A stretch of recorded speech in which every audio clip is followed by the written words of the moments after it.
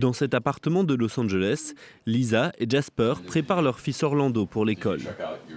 La crèche organise une foire aux livres. Tous les deux sont diplômés et gagnent ensemble près de 200 000 $ par an, des revenus longtemps confortables. Mais aujourd'hui, ces employés d'une université surveillent leurs dépenses au dollar près. Au début, on a embauché une nounou 3 jours par semaine. Puis, quand il a eu 1 an, il est entré en crèche et le prix était juste hallucinant.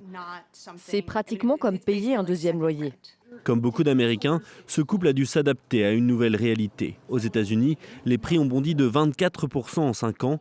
Pour s'en sortir, Lisa a recours à une carte de crédit.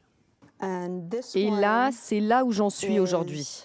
Je suis endettée à hauteur de 20 000 $. Je consacre une grosse partie de mes revenus mensuels à rembourser cette somme.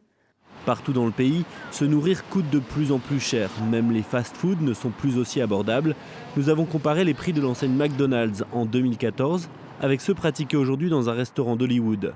Le Big Mac ou le McChicken sont 2 à 4 fois plus chers. Et la politique menée par l'administration Trump pourrait encore accentuer la tendance. Les gens disent qu'ils sont surpris de ne pas encore voir les effets, mais je pense que les droits de douane vont faire augmenter les prix à long terme et qu'ils ont ralenti l'économie sur le long terme, ce qui va poser problème.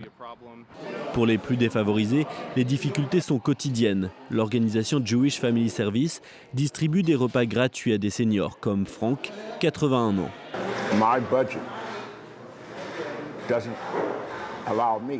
Mon budget ne me permet pas d'avoir au quotidien des repas comme ceux qu'on me propose ici.